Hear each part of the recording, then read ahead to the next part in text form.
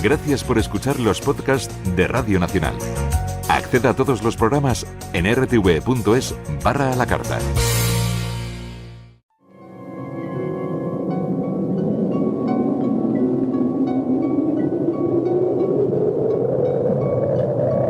Solo cuando el túnel está en la más absoluta oscuridad es cuando puede volver otra vez la luz.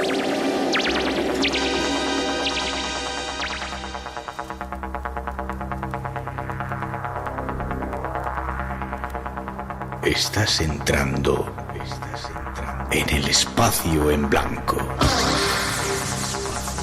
Una puerta a nuevas dimensiones de la existencia.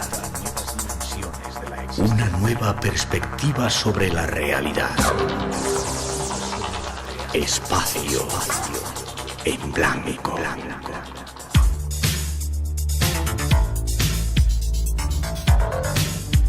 Una producción escrita y dirigida por Miguel Blanco.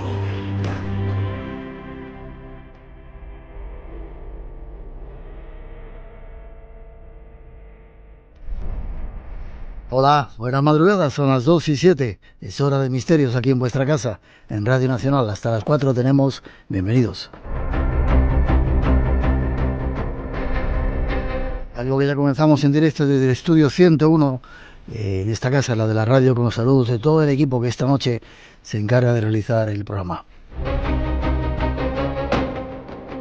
La parte técnica, Rubén de Felipe, Natalia Sotillos en la realización y coordinación, Rosa Rodríguez en la producción y locución y Miguel Blanco que os habla. Un placer para todos nosotros volver a estar juntos llenando este espacio en blanco junto a todos esos oyentes en muchas partes del mundo. Bienvenidos de nuevo.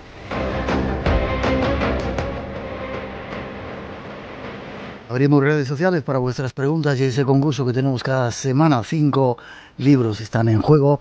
El teléfono de llamada gratuita 900-137-137. Espacio en blanco @rtv.es nuestro email. Y el Blanco Radio en Facebook, Twitter e Instagram.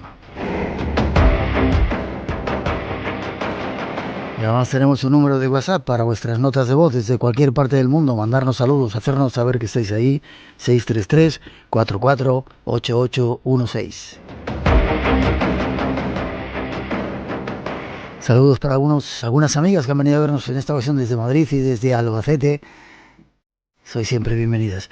Y muchos temas de interés esperan hoy. Ahí va un avance de lo que os hemos preparado como siempre, con la recomendación de que no os lo perdáis.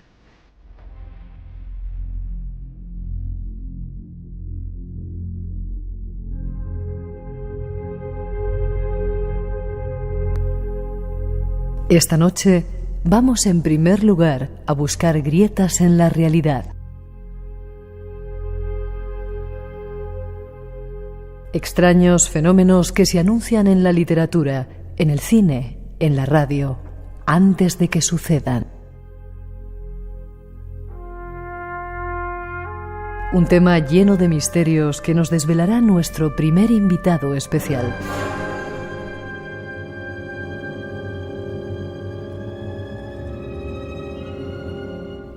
Habrá también un tiempo para las conspiraciones.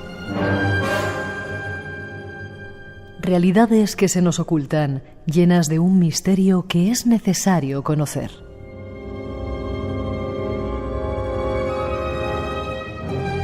En el programa tenemos a un experto que esta noche viene dispuesto a traer algo de luz sobre eso que se nos oculta.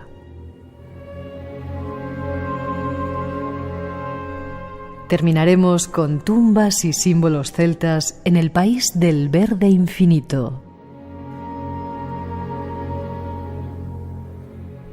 Estas son las intenciones del programa de hoy. El espacio en blanco se vuelve a abrir ante ti. Nos esperan realidades ocultas dispuestas para ser descubiertas.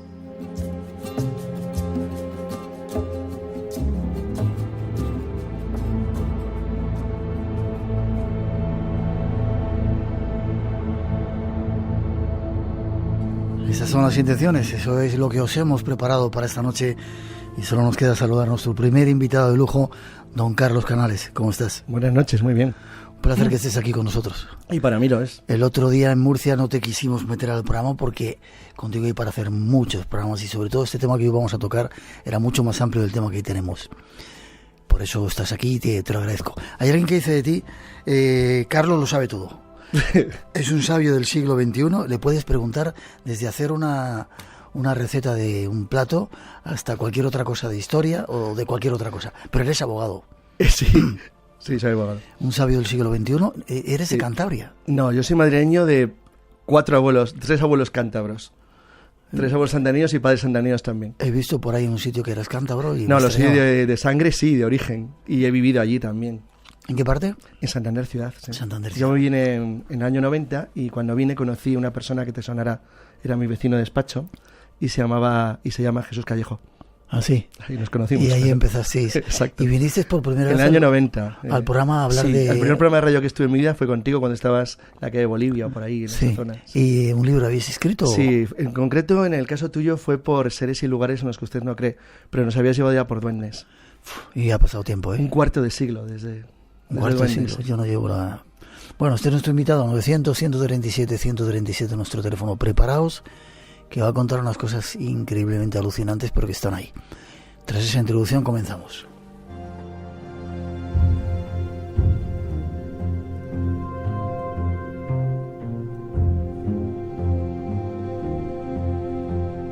Nuestro próximo invitado, esta noche, nos va a iniciar en lo que él llama grietas en la realidad.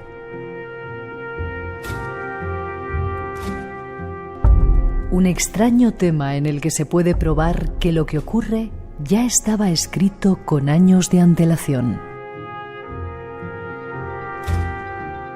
Y argumenta que hay muchos ejemplos. En la literatura, en el cine, en los cómics, en dibujos animados. Sucesos que son anunciados mucho antes de que sucedan. Y no son simplemente profecías, son mucho más. Vayamos a descubrirlo. Yo el otro día, Carlos, cuando empezaste a contar un poco estas experiencias, que tú lo llamas cuando anomalías en el tiempo, cuando la realidad imita la fantasía, me quedé alucinado. ¿Qué son? ¿Qué es esto? ¿Es una profecía? ¿Es diferente? No, vamos a ver. La última vez que vine a tu programa con Miguel El Rey, pues vinimos a hablar de lo que dedico mi tiempo ahora mismo mucho, que es la historia. A escribir. Claro, entonces cuando escribes de historia, pero al mismo tiempo escribes de leyendas, tradiciones, que es mi caso, cuando empecé con Jesús Callejo, como hemos hablado, hace ya 25 años, bueno, en realidad más, porque el libro tardamos 5 años en hacerlo. Empezamos realmente en 1990. Y cuando juntas las dos cosas te das cuenta de que hay anomalías muy curiosas, muy raras. Vamos a llamar en principio coincidencias, pero las coincidencias, que es un tema muy tocado, el de las serendipias, si se trata de investigaciones científicas o temas técnicos, el de las coincidencias seriales, en el caso de las casualidades imposibles, han sido muy estudiadas, están muy trabajadas, y nadie sabe por qué se producen o por qué suceden, pero digamos que hay una literatura sobre las mismas, por lo menos notable. Sin embargo, lo que vamos a hablar hoy, que es de lo que hablé yo el otro día, es de algo distinto, ligeramente diferente, que es qué ocurre cuando, y ahora haré las diferencias, lo que ocurre, lo que sucede, ya está escrito, y dices, bueno, eso es una profecía, ¿no? A ver, el profeta es una persona que se supone que tiene el don, o cree tener el don, de poder adivinar el futuro. El profeta es consciente de que él tiene visiones o fogonazos o bueno, alguna forma o algo que le permite hacer creer que lo que él va a contar le va a permitir adivinar lo que va a ocurrir. Y digo la palabra adivinar a propósito. Eso puede suceder o no, pero normalmente la profecía, aunque hay excepciones, suele tener un elemento críptico, no es tan clara. Se supone que el profeta tiene que ser interpretado por alguien que antes de que el suceso ocurra lo va a conocer, o si no, una vez pasado, a posteriori, alguien va a poder interpretar lo que ha pasado. Sería el caso, por ejemplo, de Nostradamus. profeta clásico, o sea, que escribe unas cuartetas en las cuales anticipa sucesos por venir que son interpretados por especialistas que creen entender lo que dice y que nunca aciertan porque siempre lo hacen a toro pasado. Pero bueno, ese sería el profeta clásico. El segundo elemento, que tampoco es lo mismo, sería la prospectiva. La prospectiva es el análisis técnico del futuro, es decir, la gente que estudia o analiza lo que va a ocurrir y lo hace en función de conocimientos suyos. Es decir, el caso perfecto sería Toynbee, por ejemplo, historiador que llega a ciertas conclusiones, o Spengler, sobre lo que puede ocurrir en el futuro, basándote en el análisis y conocimiento de la realidad y del pasado, interpretando las conductas humanas a nivel social, a nivel de naciones, de países, de comunidades organizadas. Eso sería un trabajo, en cierto modo, técnico. Y luego hay un tercer elemento, otra tercera variante, que, bueno, que como dijo un amigo mío que es editor, es casi un género literario, que son los libros revelados, es decir, las revelaciones. En la revelación hay alguien que recibe un mensaje de una entidad sobrenatural. Esa entidad sobrenatural puede ser lo que sea, puede estar interpretado como pues, a la Virgen, puede ser un ángel, puede ser un extraterrestre, lo que quieras. Entonces, el libro revelado no es obra de quien lo escribe, sino que el que lo escribe es transmisor de un mensaje. Esto que vamos a hablar hoy no tiene nada que ver con ninguno de estos tres. No es ni una profecía, ni una revelación, ni un caso de prospectiva. Son casos en los que alguien, una persona normal, en un momento dado, debido a su profesión o a su trabajo, es decir, no estamos hablando de que tenga intención de hacerlo, hace una creación intelectual que es suya. Esa creación puede ser un poema, puede ser una novela, puede ser una obra de teatro, puede ser una película, puede ser un programa de radio o una canción. Y lo que hace ahí tiene un mensaje que reproduce o es reproducido con exactitud asombrosa por los hechos reales en el futuro, sin que él lo pretendiera. Es decir, simplemente haciendo ese trabajo, pues adivina el futuro. Hay una pequeña variante dentro de ello. Hay algunos casos de los que vamos a ver que yo los dividiría en dos. Los que simplemente una persona haciendo una obra de creación, pues resulta que la realidad imita lo que está ya escrito en esa obra, y casos en los que el autor sí pretende hacer una obra que se desarrolle en el futuro, pero no necesariamente con la idea de adivinarlo, sino en modo ficción. Y luego esa ficción es estrictamente recogida por la realidad de una manera asombrosa, ya sea, como veremos luego, en un libro, en un dibujo, en una psicografía o en una película. Entonces, esto es un fenómeno muy raro porque normalmente se nos escapa, dado que aunque ocurre, está claro, todos los días, no lo vemos. Porque tiene que ser un hecho muy importante o muy llamativo para que alguien se fije o de repente pues encienda una bombillita y diga, ostras, esto yo lo he visto en alguna parte. Y te pongas a buscar y efectivamente, eso que tú has visto esté ahí.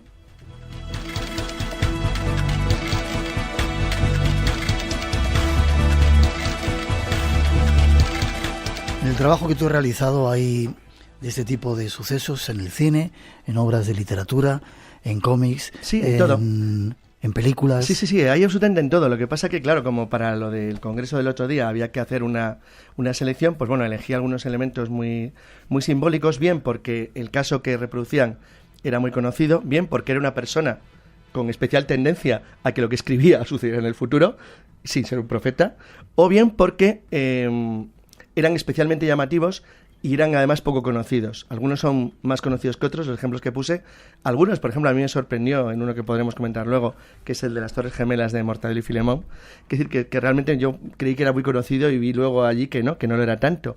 ¿Y cómo se parecía a ese caso, por ejemplo? Ya que lo has nombrado, cuéntanos, que en Mortadelo y Filemón sale. Sí, en 1993 hay una viñeta de Mortadelo y Filemón en la cual se ve las Torres Gemelas de Nueva York y una de las torres tiene incrustado un avión que se estrelló contra ello. ¿Qué me dices? Sí, pero claro, lo interesante de esa ilustración es que es enormemente parecida a la psicografía que hizo Solar Paravicini en 1939. Eso lo vamos a... Entonces, es realmente fascinante porque en ambos casos, incluso la disposición del avión y la toma es correcta.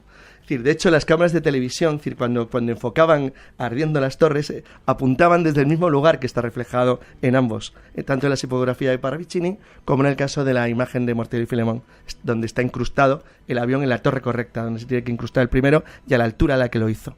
Entonces, estos detalles son evidentemente muy extraños, porque alguien puede decir, bueno, ¿esto lo podía haber pensado alguien? Bueno, pues buscando un poco, ¿sabes que se había estrellado un avión contra las Torres Gemelas? ¿Sí? Se estrelló una avioneta, sí. Unos años antes se había estrellado una avioneta. Y está claro que decir que las Torres Gemelas podían ser un objetivo de un atentado terrorista, y de hecho ya lo habían sido. Pero podía ser yo qué sé. Claro, podía ser perfectamente el Empire State o la torre o la Estatua de la Libertad, que es muy simbólica. Sí. Entonces, es curioso porque lo que está claro es que aunque sean elementos simbólicos, cuando la casualidad supera una determinada posibilidad o ritmo de posibilidad, pues te empieza a parecer más extraño, porque empieza a parecerte ya algo anómalo. Y sobre todo cuando se repite, no en un solo caso, sino en varios y con distancias distintas en el tiempo y con objetivos diferentes. Fíjate qué diferencia la de Paravicini, que hacía psicografías claramente, donde intentaba interpretar sucesos venideros. Eso sí se parecería a lo que sería una profecía, dado que había una intencionalidad en ello, aunque no fuera tan metódica como la de un profeta que escribe o lo marca, a la de Mortadelo y Filemón, que obviamente Ibáñez no tenía ninguna pretensión de adivinar que se iban a estrellar 2 aviones contra las Torres Gemelas. Entonces, en estos casos tan curiosos, los puse como ejemplo gráfico porque era más cómodo para que la gente viera que lo que estaba contando yo antes de novelas o de libros se daba en cualquier situación, en cualquier orden de la creación humana. Lo que pasa es que lo que nos cuesta es encontrarlo, porque muchas veces aparece totalmente camuflado dentro de una obra. Yo puse un ejemplo, que te acordarás, que cité una película, que los 3 días del Cóndor, en la cual una película se desarrolla durante la Guerra Fría, en los años 70, un equipo de investigadores de una agencia americana se dedica a leerse todas las novelas del mundo para ver qué ideas puede tener un terrorista o el enemigo, en este caso de la Unión Soviética, del Pacto de Varsovia, para aplicarlas contra ellos. Entonces, esto es interesante porque en algunos casos podría pensarse que alguien se ha inspirado en una novela para cometer un determinado tipo de acto. Y entonces, en ese caso, claro, la realidad imita la fantasía porque el autor el que crea la realidad ha copiado un caso. Pero ninguno de los que yo elegí eran de este tipo. Los que yo elegí se notaba claramente que era un elemento casual, que es lo que le hacía más preocupante y más peligroso. Porque te das cuenta claramente, es lo que te parece más extraño, que no había ninguna intención, que no había no solo ninguna intención, sino que además había como patrones en los hechos que dan mucho más miedo. Entonces, en todos los casos que voy a contar hoy, voy a añadir un tercer elemento, que es lo que realmente preocupa cuando lo escuchas o cuando lo lees. Lo vamos a ver si te parece, ¿vale? 2:23, 1:23 en las Islas Canarias. Este es nuestro invitado. Preparados para escuchar cosas súper sorprendentes. 900-137-137 nuestro teléfono. Nos vamos a comenzar con algunas de ellas. Espacio en Blanco, en Radio Nacional, con Miguel Blanco.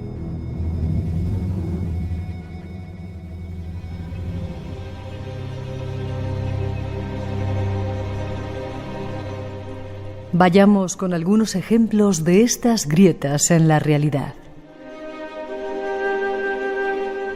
Uno de los más emblemáticos se recoge en una obra titulada Futility, una obra que escribió Morgan Robertson. En ella se cuenta la historia de un transatlántico, el más grande y lujoso de la época, que se hunde después de chocar con un iceberg en el Atlántico Norte, en su viaje inaugural entre Nueva York y Southampton. El Titán de Robertson solo disponía de 24 botes salvavidas, que apenas tenían cabida para menos de la mitad de las 2.500 personas, pasajeros y tripulación que iban a bordo. Entre esos pasajeros se encontraban algunas de las grandes fortunas del planeta y una importante representación de lo más selecto de la alta sociedad inglesa y estadounidense. Todo esto nos parecería un guión nada original sobre el hundimiento del Titanic, si no fuera porque Robertson escribió su obra en 1898. Es decir, 14 años antes de que el 15 de abril de 1912, el Titanic, el transatlántico más grande y lujoso de la época, se hundiera en su viaje inaugural entre Southampton y Nueva York, tras haber chocado con un iceberg en el Atlántico Norte. Las similitudes entre uno y otro barco van más allá de lo que pueda imaginarse. ¿Tuvo una premonición Morgan Robertson? ¿Era un profeta? ¿Sabía lo que iba a ocurrir? ¿O es una grieta en la realidad? Nuestro invitado nos resuelve este misterio.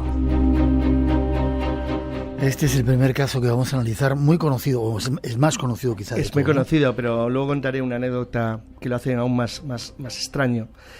Sí, el caso de Futility es muy conocido porque Morgan Robertson, que era un oficial de la Marina norteamericana, cuando escribe el libro, él lo hace como una obra meramente de ficción, pero está claro que él sí tenía un cierto conocimiento bastante avanzado sobre lo que eran las técnicas más modernas de construcción naval y lo que podía ser el ideal de un buque de pasajeros de transporte de pasajeros transatlántico en la tecnología disponible a finales del 19 y principios del 20.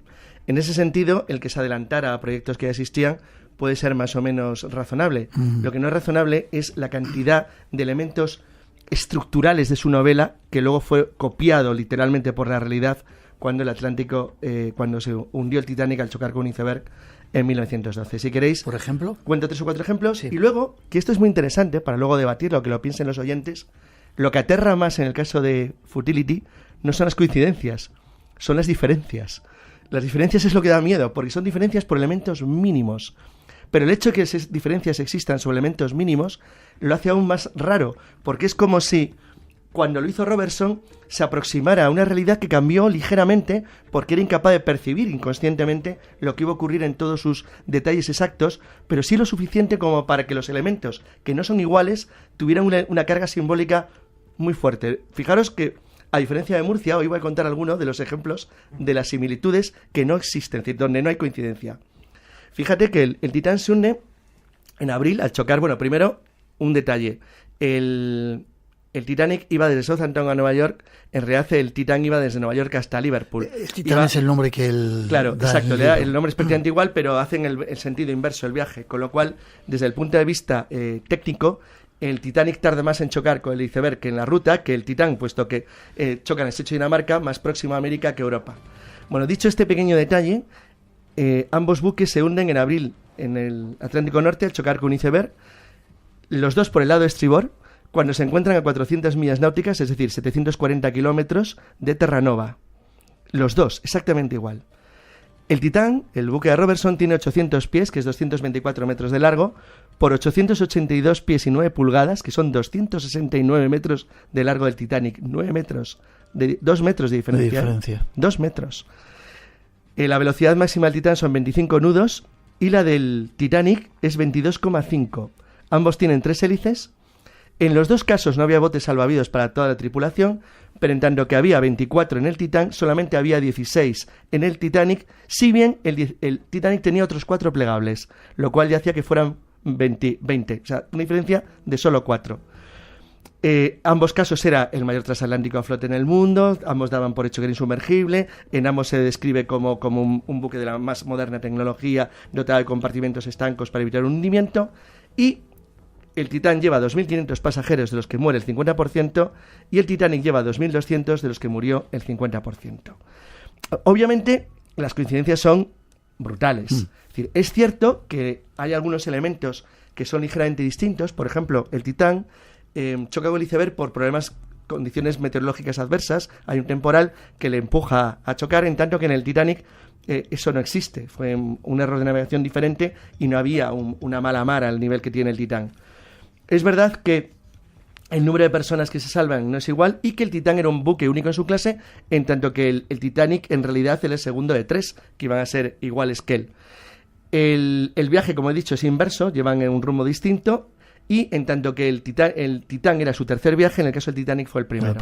Bueno, estas ligeras diferencias, que son mínimas, hacen aún más asombroso el hecho, porque aparecen como construidas en la trama para justificar la existencia de un proceso que va a llevar en ambos casos a la destrucción del buque al golpearse con un iceberg. ¿Cómo se puede saber esto? Esto es imposible. Es decir, está claro que el nivel de coincidencias seriales que se darían en el caso de ambos libros, del libro con la realidad, es brutal. Es brutal, absolutamente brutal. Es decir, ni el mejor de los magos hubiera podido recrear la realidad con tanta precisión. Esto, que ya es raro en sí mismo, es sorprendente porque el caso de Futility, que por cierto fue una obra que se tradujo al castellano hace relativamente poco tiempo. Hay una edición bastante reciente. A mí hay una cosa que siempre me ha llamado la atención, y es que es una cosa que se supo relativamente rápido. A pesar de que Robertson, que se suicidó, murió parece ser que por un paro cardíaco o complicaciones cardíacas cuando tenía 53 años, unos años después del hundimiento del Titanic en 1915, plenamente consciente de que le había hecho una obra que anticipaba el futuro a la perfección.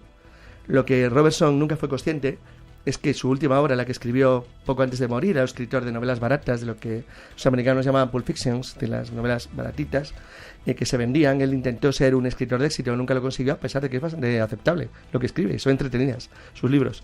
Pero el que más me llama a mí la atención, curiosamente, no es este, sino otro. Lo vamos a hablar. Hablamos ahora enseguida de él, pero había un detalle, había un niño que llevaba la obra de Robertson. Uno de los niños del Titanic que sobrevivió llevaba el libro a Robinson. O sea, lo que iba a ocurrir en el Titanic estaba dentro del Titanic en el momento del hundimiento. Qué curioso. O sea, había una persona que sin saberlo sabía todo lo que iba a pasar. Y además un niño, curiosamente, una persona adulta, no es un libro para niños. Entonces, es una cosa realmente fascinante, porque es como un juego del destino, que es como una caja mágica en la que tú has metido dentro del barco lo que va a ocurrirle, pero nadie tiene acceso al libro guardián del secreto de lo que va a suceder, porque nadie sospecha que hay un elemento que contiene el futuro escrito dentro del barco. Joder, toda la historia de Fidelity y el Titanic es alucinante. Pero es que hay algo más. Hay un libro, ¿cómo se llama? Beyond the Spectrum. Sí, pero verás, es que hay algo más. En 1935, un carguero que navegaba por el estrecho de Dinamarca, que es lo que separa Islandia de Groenlandia, se da cuenta de que tiene peligro de impacto contra un iceberg en la zona. Afortunadamente, el capitán pudo esquivar el impacto y evitar una tragedia. Pero esta vez lo tuvo fácil, porque el capitán se llamaba Smith, como el capitán del Titanic. Había nacido el día del hundimiento del Titanic y el barco se llamaba Titanian. ¿Qué me dices? Esto es real, en 1935. Entonces, claro, cuando dos casuales de este tipo se le suma una tercera, esto es lo que llama una grieta en la realidad. Esto es algo muy raro. Es algo muy raro, pero se ha encontrado, es fácil encontrar casos de este tipo, y además los hay muchos, pero ninguno tan complejo y con tal cantidad de datos como este, que para mí es lo que le hace tan tremendamente interesante. Pero hay otro libro de Morganson, ¿no? Sí, es que Morganson muere, como he dicho, en un hotel en el año 1915, cuando Europa está ya en guerra en la Primera Guerra Mundial, pero Estados Unidos no ha entrado todavía. Y a él se le ocurre hacer un libro donde esta vez se hace un libro de anticipación. O sea, es lo que hoy llamaríamos, no es exactamente ciencia ficción, aunque podría serlo, dado que habla de armas que no existen y de condiciones geopolíticas que tampoco existían. Con lo cual, en ese sentido, sería un libro de anticipación científica, como se llamaría, que es lo que da luego el nombre en los años 50 en inglés de science fiction, ciencia ficción, y lo sería, en cierto modo, porque todo lo que está contando está pensado desde un punto de vista racional, pero es algo que todavía no ha ocurrido, pero que él piensa que puede ocurrir. Uh-huh. Sin embargo, como ya había escrito Futility, realmente esto lo convierte en un libro realmente extraño. Se llamaba Beyond the Spectrum, más allá del espectro, y lo publicó en 1914, el año que comienza la Primera Guerra Mundial. Bueno, cualquiera que haya visto la portada de la edición de Más allá del espectro ya se queda pasmado, porque dices, ostras, pero si hay un avión volando sobre barcos en 1914, dices, bueno, ¿y qué? ¿Había aviones? ¿Y había barcos? Sí, pero nunca había nadie usado un avión para atacar un barco en 1914. La Guerra Mundial acaba de comenzar, no había habido ningún derribo de aviones, es decir, porque todavía no combatían entre ellos los aviones. Primera Guerra Mundial. Sí, hablamos de la primera, hablamos del año 14. Entonces, dices, bueno, ¿y qué cuenta el libro? Pues aquí viene lo interesante. En la ficción del libro, en diciembre, bueno, es una fecha cualquiera, diciembre de 1914, Japón decide lanzar un ataque preventivo contra los Estados Unidos. ¿En dónde? En Pearl Harbor. ¿En Pearl Harbor? Sí, en las Islas Hawái, en el centro de la base naval principal americana del Pacífico. Y a continuación prevén atacar Filipinas también. Por supuesto, el ataque se prepara para que sea sorpresivo en el mes de diciembre, una mañana de domingo. Y en el ataque los japoneses utilizan máquinas voladoras, bombas brillantes que caen del cielo, y finalmente, al final del libro, Japón pierde la guerra. Y dices, ostras, ¿Japón atacó a Estados Unidos preventivamente? Sí, lo hizo. Pearl Harbor. ¿Qué eligió? Pearl Harbor. ¿Qué día eligió? Un domingo. ¿De qué mes? De diciembre. El día 7, de hecho, del año 41. ¿Te has dado cuenta de un detalle? diciembre del 41. El libro se escribe el libro es de diciembre del 14. Es la misma fecha, ha cambiado, simplemente el número. Y las armas, obviamente, fueron bombas de aviación y torpedos, y los japoneses acabaron perdiendo la guerra. Por supuesto, después, el mismo momento que atacan Pearl Harbor, atacan Filipinas también. Alguien podría decir, ¿no hay ningún caso igual? Sí, sí lo hay. Jack London, el famoso Jack London, el escritor, fue corresponsal de guerra durante la guerra ruso-japonesa, unos años antes, en 1904. Y Jack London, que era un tío observador y bastante curioso, llegó a la conclusión de que tarde o temprano, si Japón tenía éxito frente a Rusia, y todo daba a entender que lo iba a tener, y de hecho lo tuvo, acabaría haciendo lo siguiente. Eso es perspectiva. Es decir, eso es análisis político de la realidad geopolítico.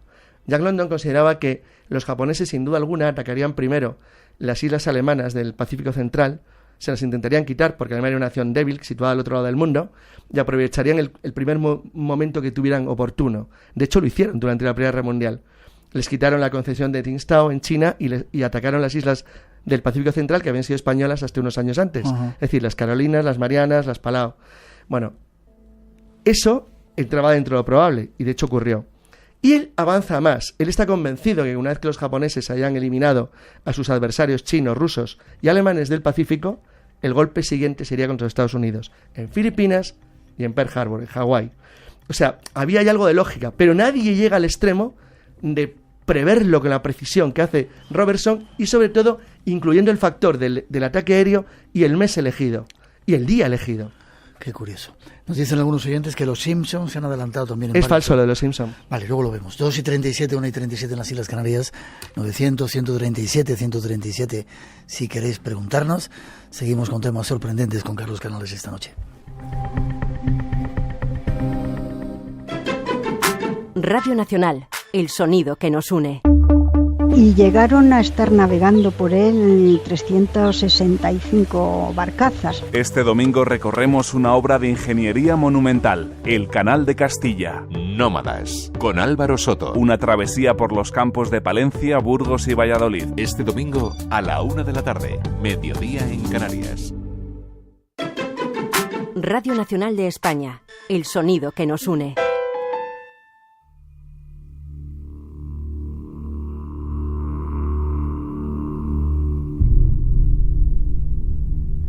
Tenemos más ejemplos de estas grietas en la realidad. La siguiente nos la trae Edgar Allan Poe. Las aventuras de Arthur Gordon Pym es la primera y única novela escrita por Edgar Allan Poe. Se publicó en el año 1837. Las aventuras de Gordon Pym es una narración sobre el viaje de dos jóvenes a bordo de un ballenero que se pierde en las tinieblas de los océanos y que cae en manos de un sector de la tripulación en un motín sangriento. Las aventuras de Arthur Gordon Pym es un clásico entre las novelas de terror. En sus páginas hay atisbos de canibalismo, mucha fantasía y presencia de seres terroríficos. Y quizás también profecías de algo que estaba a punto de ocurrir. Nuestro invitado nos desentraña este enigma. Seguimos con literatura, las aventuras de Arthur Gordon Pym. Cuéntame de qué va esta historia. Bueno, este es el ejemplo que sería, a diferencia de los de Robertson, este es el ejemplo clásico, que hay muchos, que fueron los primeros que yo conozco, los recogió en su momento, fueron recogidos más o menos en los años 60, empezó a haber una especie de recopilación de libros en los cuales había anomalías crecientes, pero que no era el objetivo del libro. Es decir, así como el caso de Robertson que acabo de citar, era evidente que pretendía contar lo que cuenta, lo que pasa es que lo acierta con una verosimilitud exagerada. En este caso no hay ninguna intención, es decir, simplemente es un hecho. En la novela ocurre lo siguiente: una goleta ballenera, la Grampus, naufraga después de una tormenta en el Atlántico Sur. Quedan 4... En la novela. Sí, claro, en la novela. Quedan 4 supervivientes abandonados a su suerte a la deriva. Cuando digo el Atlántico Sur, la zona es muy amplia, pero digamos que sería más o menos en la zona de lo que son las Islas Malvinas. quedan por allí abandonados a su suerte, en una zona lamentablemente aislada del mundo, y no pueden más, con lo cual deciden jugar a suertes que cómo sobrevivir. Entonces deciden que lo mejor es matar a uno de los 4 y beberse su sangre y comer su carne, para de esa manera poder sobrevivir. Entonces deciden hacerlo con el tradicional sistema de la pajita más corta, y el que la saca es un grumete que se llama Richard Parker. Entonces todos los demás deciden matarle, le matan, y de esa manera consiguen ser rescatados con vida porque sobreviven gracias a que han bebido la sangre y han comido a Richard Parker.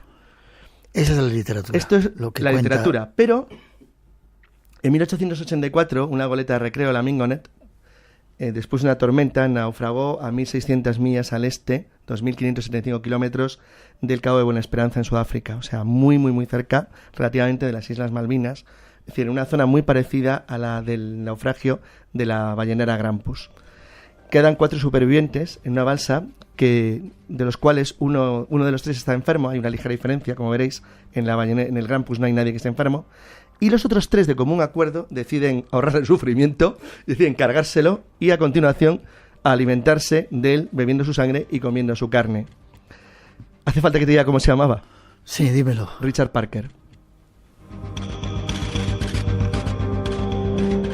El mismo nombre que había dado... Y la misma circunstancia, la misma situación, exactamente igual. Entonces, claro, es decir, ¿cómo encuentras algo así entre esto? Hay miles de libros que tienen cosas parecidas, pero no las vemos porque somos incapaces de encontrarlas, no podemos. Es decir, no podemos encontrarlas salvo que la casualidad sea enorme o se dé un factor increíblemente extraño que haga que las coincidencias se unan y que sean lo suficientemente sorprendentes como para poder llamar la atención. Pero hay montones de casos en los cuales novelas ocultan hechos que luego reproducen, no la realidad, que eso sería muy fácil, sino la realidad en esquemas como este, con una precisión absoluta. Tenemos a los oyentes oliviantados. Dice, dejaos de rollos, ¿qué pasa con los Simpson? Pues que es falso. ¿Es una leyenda urbana? Sí, no, es una leyenda, no, es un fake, clarísimo.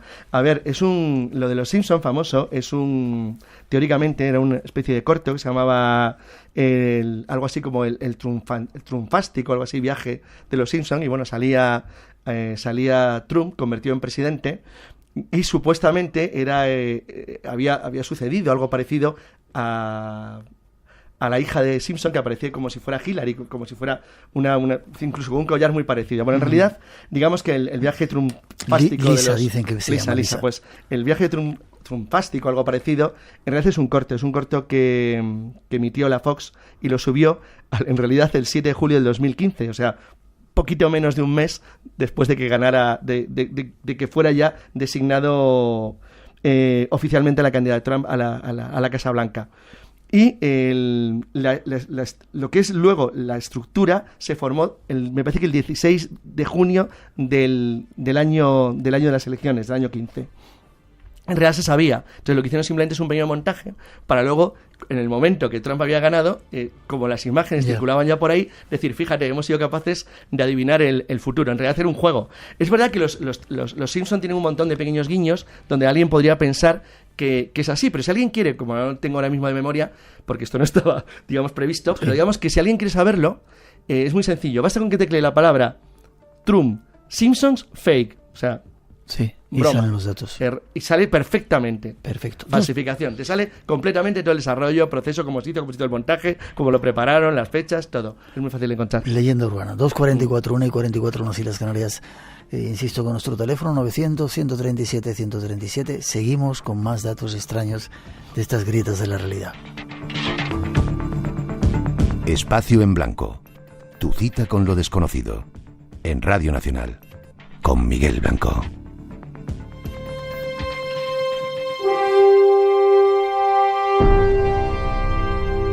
Vayamos con más autores que esconden enigmas proféticos en sus obras.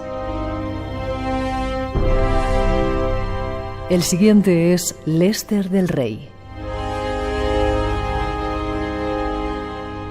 Nadie sabe qué se le pasó por la cabeza para presentar en su editorial un manuscrito donde, por casualidad, se narraban hechos que estaban aún por llegar. Hay quien dice que el comandante astronauta Neil Armstrong, al leer aquella novelucha de insignificante tirada, se encogió de hombros sorprendido.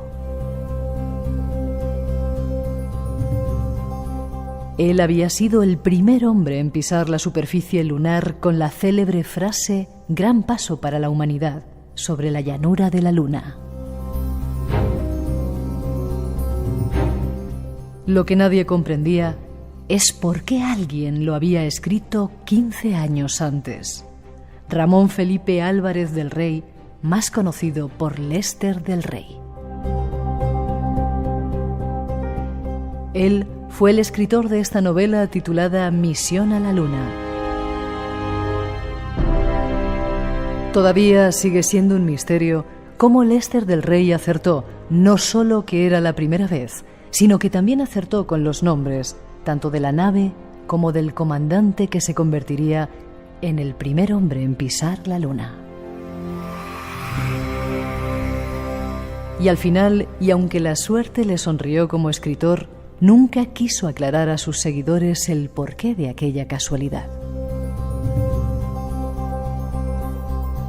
Nuestro invitado quizás nos dé la respuesta.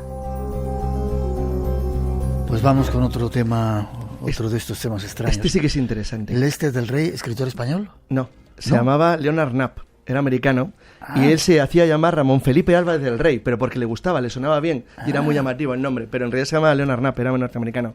Era un escritor de novelas pulp, de novelas de estas basurillas, de novelas baratas, pero de la época dorada de la ciencia ficción. Lester del Rey es uno de los grandes escritores de ciencia ficción del siglo XX, y a pesar de que, incluso a pesar del nombre que se ponía Ramón Felipe Álvarez del Rey, él se hacía llamar Lester del Rey. O sea, era como un seudónimo dentro de un nombre que también era falso. Bueno, era un hombre acostumbrado desde el principio a la fantasía, a las historias, y era un tío muy creativo. Lo que pasa que es que es verdad que nunca lo ha aclarado porque hay que decir la fecha. Él lo escribió, lo que voy a leer ahora, en 1954. Como es bien conocido, Armstrong llega a la Luna en el año 69. El libro de Lester del Rey empieza así. La nave Apollo se posó en la superficie de la Luna. Tras varios pequeños brincos pudo estabilizarse. Se abrió su rampa y por ella ascendió el comandante Armstrong para pisar por primera vez el suelo de este mundo desconocido.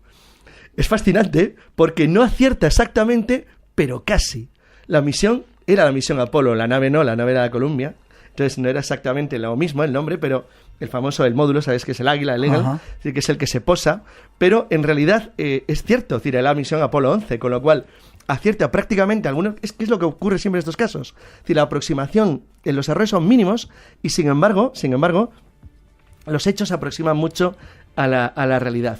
Es decir, es un caso que él nunca explicó, pero para él tampoco era especialmente extraño, porque realmente, es decir, hay un fenómeno muy interesante, y es que los grandes hitos de las novelas de ciencia ficción de los años 60, 70, 80 no se ha cumplido ni uno prácticamente. ¿No? Lo que eran los grandes objetivos, estamos fuera de plazo en todos. No han acertado ni uno.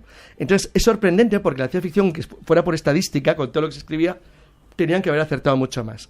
Yo me acuerdo de un detalle, que lo hablé cuando estábamos preparando uno de los programas nuestros de radio, y surgió este tema, y una conversación con Jesús Callejo estuvimos hablando en Sevilla, me acuerdo hace unos años, de un tema que estaba relacionado con esto. Y es que tú te acordarás de las famosas jornadas que hacía la Asociación Don Cecilio. Sí. Bueno, pues ellos eran grandes amantes de la ciencia ficción, los organizadores, y tienen una fantástica tienda de segunda mano de libros, novelas antiguas, todo tipo de literatura y también de discos. Bueno, pues uno de los promotores, que murió desgraciadamente hace unos años, Felipe, era un gran amante de una serie de novelas escritas en España en los años 60, 70, más bien 70, primeros 70, finales 60, que empiezan de una manera muy curiosa. Entonces, tú imagínate una España del futuro, cuando estaba a escribir, que estaba dirigida por la familia Aznar. ¿Sí? Sí, claro, la saga de los Aznar. Entonces, claro, cuando empieza la serie, los Aznar gobiernan España. Entonces es una cosa realmente llamativa y curiosa, es una casualidad, ¿no? Como una catedral, pero que ese tipo de coincidencias pueden ocurrirte de manera simbólica, en un nombre, en un hecho, pero nunca con una precisión tan alta como la de Lester del Rey. Por eso lo he traído, porque casos de este son los que hay muchísimos y desgraciadamente siempre se nos escapan. Y se nos escapan porque no te fijas en ello, salvo que lo que cite sea extremadamente raro o no forme parte de la historia. Por ejemplo, en el caso de Lester del Rey era una novela de ciencia ficción, pero por ejemplo, en el caso de Los viajes de Gulliver, de Jonathan Swift, ¿no? En 1726, cuando escribe su obra, el famosísimo libro, que le hace famoso en Inglaterra y luego en el mundo, dice lo siguiente: se ven en el cielo 2 estrellas menores o satélites que giran alrededor de Marte. Tienen nombre de miedo y su interior dista del planeta central 3 veces su diámetro en el caso de la primera y el quíntuple en el caso de la segunda. Esto lo escribió Jonathan Swift en 1726. El problema es que lo hizo 156 años antes de que Asaph Hall descubriera los satélites de Marte, a los que llamó Phobos, espanto, y Deimos, terror, que era el nombre de los caballos del dios de la guerra de Marte. Otra vez, un escritor acierta el plano sin pretenderlo. Es decir, ¿por qué mete esa extraña historia ahí Jonathan Swift? ¿Por qué lo hace? ¿Y por qué tiene nombre de miedo? Phobos, espanto, y Deimos, terror. Qué curioso. Son 2. Los datos técnicos que da son correctos. Y hay también algo de Julio Verne. Julio Verne sería para aburrir. Julio Verne, toda su obra está llena. Lo que pasa que, claro, como había que elegir algo, pues lo he decidido centrar un poquitín en la Luna, pero podíamos estar durante muchísimo tiempo. Empiezo, por ejemplo, ¿no? El mejor lugar para el lanzamiento, hablamos de la obra de la Tierra a la Luna, escrita en 1865. Atención aquí a 2 detalles. Julio Verne escribe la novela cuando está acabando la Guerra Civil Americana. De hecho, la publica nada más terminar. Eso significa que está hablando de un Estados Unidos hecho polvo. Polvo. Y en concreto, el lugar del que habla forma parte de los estados derrotados y estaba literalmente molido, empobrecido, arruinado y en quiebra. Bien, leo un momento. El mejor lugar para el lanzamiento se pensó que debía estar situado entre los 28 grados al norte del Ecuador y los 28 grados al sur. Florida era pues el lugar idóneo. Bien. De Florida salen. La estación de la Fuerza Aérea Cabo Cañaveral, que fue llamada durante un tiempo Cabo Kennedy, es una instalación del 45 Batallón Espacial del Comando Aeroespacial de Estados Unidos. Tiene su sede en la base aérea de Patrick. Y la localización de Cabo Cañaveral está exactamente a 28 grados de latitud norte en Florida. Eligió el mismo punto de lanzamiento la NASA que había elegido Julio Verne para disparar, porque es un cañón en la novela de Julio Verne, su nave hacia la Luna. Pero ahora fíjate los detalles. La nave se llama Columbia. La nave de la NASA se llama Columbia. Sus paredes de aluminio tienen 20 centímetros, 30 en la NASA, en la Apolo 11. Hay 3 tripulantes en los 2 casos. En ambos casos tardan 4 días, 97 horas. La velocidad a la que va la nave de Julio Verne es prácticamente igual que la velocidad del Apolo 11, porque va a 40.000 kilómetros por hora y el Apolo 11 fue a 38.800 kilómetros por hora. El navegante de la nave de Julio Verne se llama Michael Nicholl. ¿Pero sabes cómo se llama el navegante del Apolo 11? No. Michael Collins, es el mismo nombre al revés. Déjame que ponga un poquito de música porque me tienes apabullado.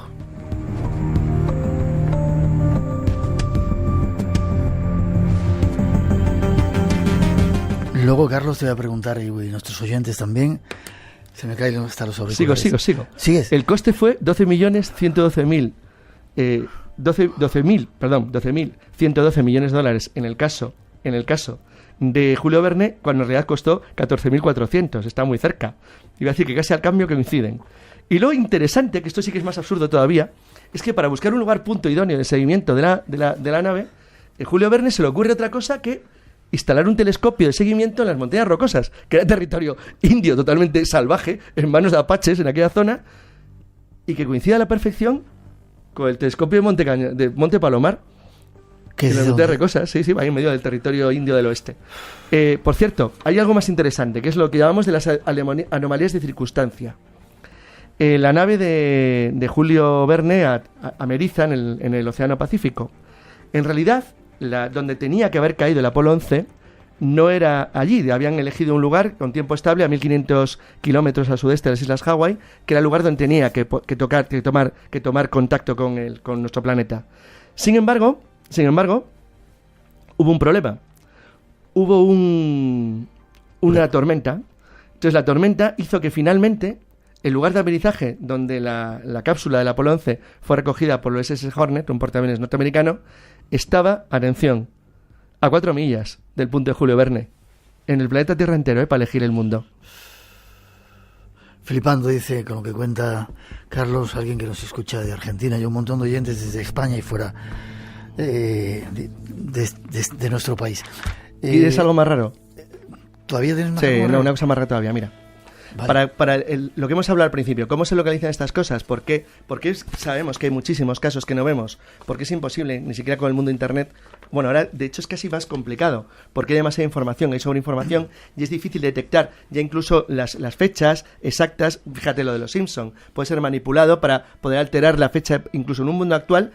Se tardó muy poco en localizar que lo de los Simpson era un fake claramente hecho por la propia Fox, pero sin embargo juegas con una ventaja, que es que la transmisión de Internet de las noticias, aunque sean falsas, es tan rápida que probablemente esto quedará como una leyenda urbana eterna, nunca la vas a quitar ya de la mente popular. O sea, aunque todo el mundo sepa si quiere investigar lo que es falso y tardas en Google exactamente un minuto, tecleando la palabra fake, Simpson, Trump, ya sabes que es falso, porque es lo primero que te sale. Dice, ¿cómo se hizo la falsa? Bueno, pero sin embargo, vas a ir dando vueltas.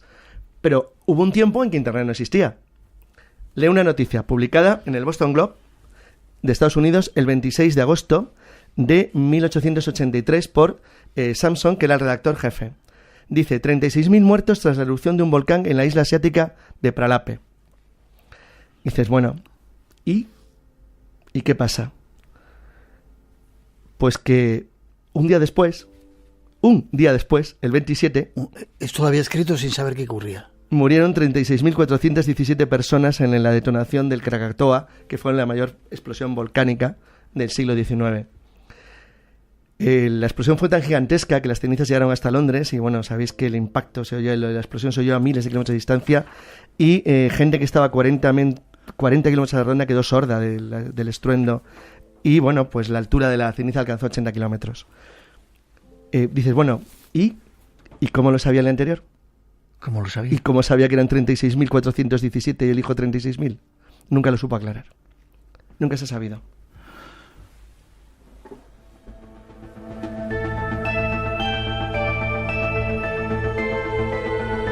Mucha gente, Jesús, nos está preguntando explicaciones. La das de... perdón, estaba leyendo aquí que nos escribe Jesús también. Carlos, no te vas a tener que dar muchas explicaciones. ¿Te quedas un ratito más para seguir asombrándonos? Sí. ¿Vale? 900-137-137, nuestro teléfono. Jesús nos escucha desde Orlando, sitios por donde tú vas de vez en cuando, ¿no? Bueno, Orlando hace un calor. Y te manda recuerdos. Vale. 2:58, todavía tenemos mucho que contaros. Llegan las noticias de las 3, enseguida regresamos, las 2 en Canarias. No perdeos la segunda parte del programa. Si lo que está contando Carlos Canales es increíble, ya veréis lo que nos cuenta Miguel Ángel Ruiz acerca de conspiraciones. Este es el Espacio en Blanco, enseguida regresamos.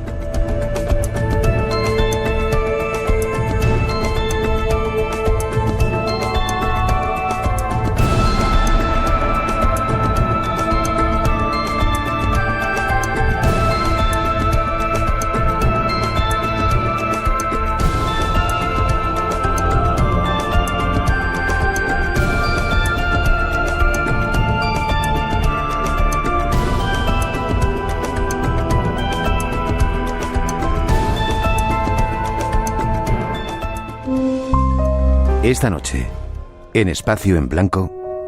Esto que prácticamente ni siquiera se plantea en películas de ciencia ficción, es un proyecto secreto de los militares, ¿no? Pero es que como eso hay mucho más. Están trabajando en antigravedad con lo que se llaman materias exóticas, que lo que puedan hacer, digamos, es vencer la atracción gravitatoria del planeta y con ello lograr nuevas formas de propulsión.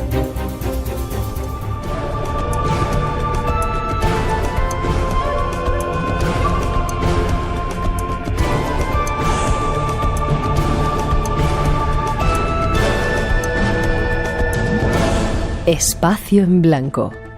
Buscamos respuestas a los misterios de los hombres y las mujeres del siglo XXI. En Radio Nacional de España, con Miguel Blanco.